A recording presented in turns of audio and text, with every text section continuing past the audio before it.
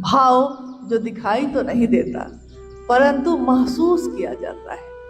शिव का भाव भी हम महसूस करते हैं और मेरे मन में जो शिष्य का भाव प्रकट होता है उसको भी शिव महसूस करते हैं। तो पहले सूत्र से ही हमारी ये क्रिया शुरू हो जाती है।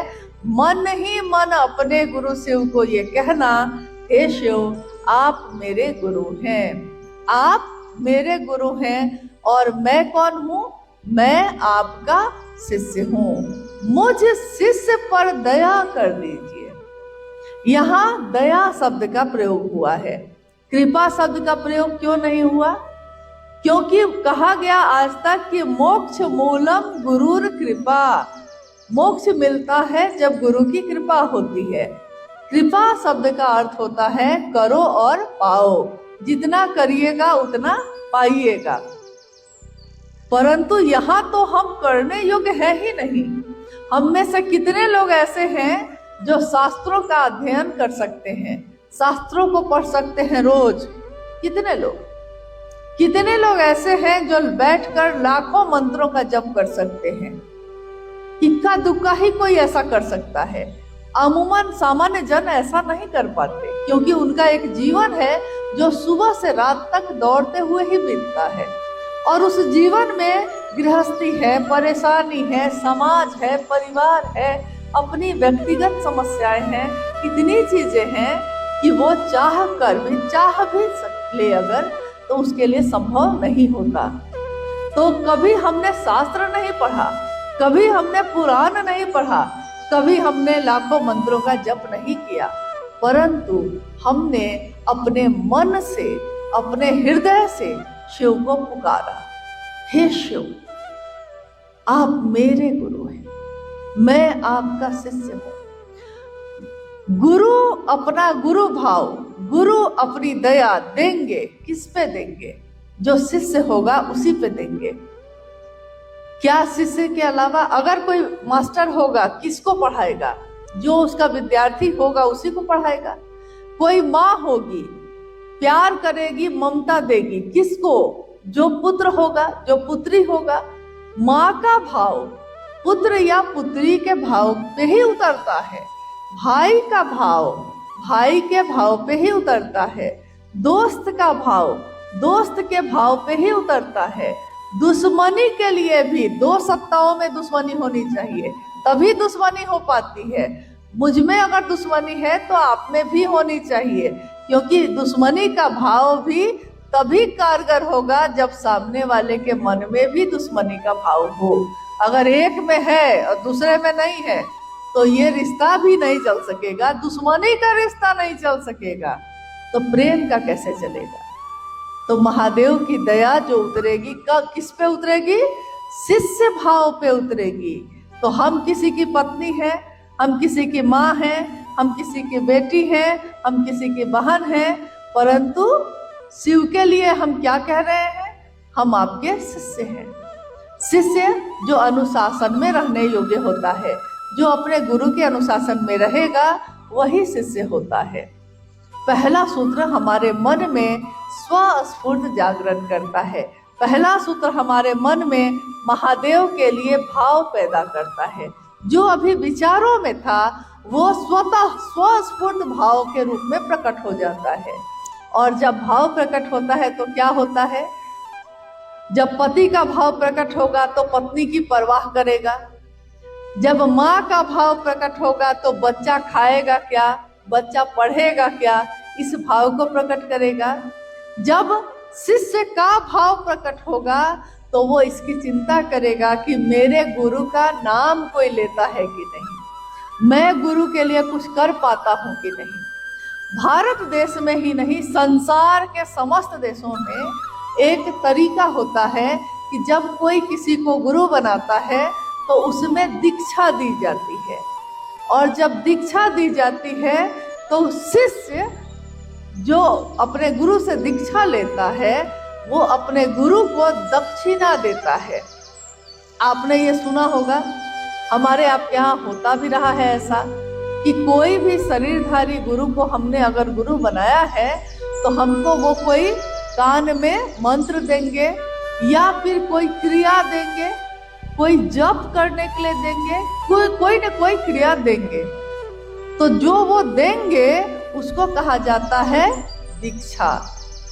जो अब शिष्य कृतज्ञ है, एहसान मानता है, तो वो भी अपने गुरु को कुछ देना चाहता है। तो हम जो देंगे अपने गुरु को, उसको कहा जाता है गुरु दक्षिणा। तो महादेव तो शरीर में नहीं है, शिव तो शरीर में नहीं है। शिव को हम देना चाहेंगे तो क्या दे सकते हैं? महादेव अगर मांग लें तो हम क्या दे सकते हैं?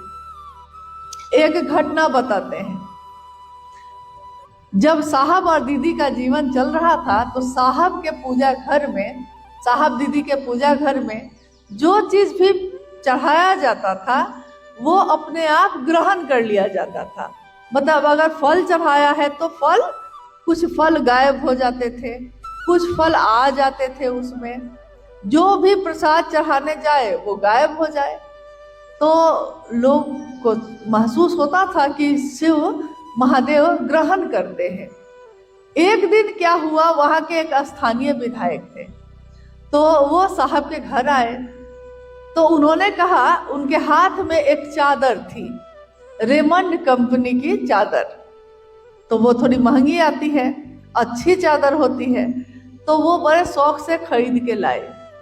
पटना में रहते थे साहब उस समय। तो वो विधायक जो है वो बड़े शौक से खरीद के लाए चादर, अपने हाथ में चादर लेकर घर के अंदर आए।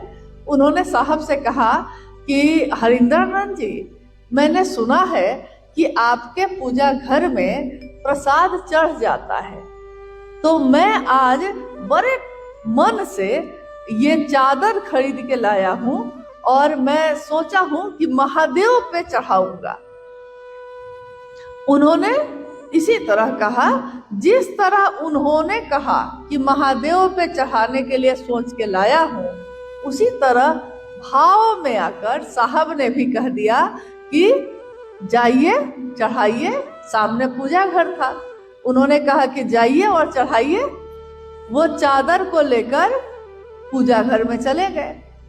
उस पूजा घर में एक खिड़की थी, हवा का झोंका चल रहा है। ये पूजा घर में गए हैं चादर लेकर चढ़ाने, चादर ऐसे चढ़ाए और हाथ से अभी चढ़ा ही रहे हैं कि अचानक हवा का एक तेज झोंका खिड़की से आया और चादर को लेकर उड़ गया। खिड़की से ही देखने की कोशिश करने लगे कि कहाँ गई चादर, कहाँ गई चादर। चादर कहीं दिखाई नहीं दी। घबरा के वो पूजा घर से बाहर आए। उन्होंने कहा, हरिंद्रानंद जी, चादर चढ़ा रहे थे, चादर तो खिड़की से गायब हो गई। तो साहब ने हंस के कहा कि आपने तो कहा कि महादेव को चढ़ाने लाए हैं, तो महादेव ने ग्रहण कर लिया। इस पे वो घबरा गए। उन्होंने कहा कि मैंने तो महादेव को चढ़ाकर और सोचा था कि खुद ओढ़ूंगा उस चादर को, इसलिए मैं रेमंड का चादर खरीदने गया, इसलिए इतनी सुंदर चादर खरीदी कि मैं, देखिए तो आपके घर में तो लगता है भूत प्रेत रहते हैं, कि चला गया। साहब ने कहा कि आपने तो मुझसे कहा कि महादेव को चढ़ाना चाहता हूँ, तो मैंने कहा चढ़ा दीजिए। मैंने कहा तो महादेव ने ग्रहण कर लिया। अब जब ग्रहण कर लिया तो आप घबरा क्यों गए? उन्होंने कहा, ये तो भारी फेरा हो गया, ये तो मैं अपने लिए लाया था महादेव को।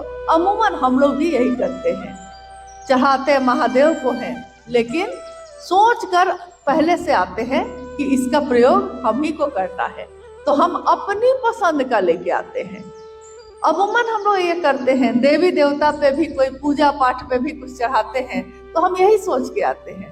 कहाँ हमारे मन में ये भाव होता है कि हाँ माँ जो है वो मेरा चढ़ावा ले ले तो कितना अच्छा होता, महादेव मेरा चढ़ावा ले लेते कितना अच्छा होता।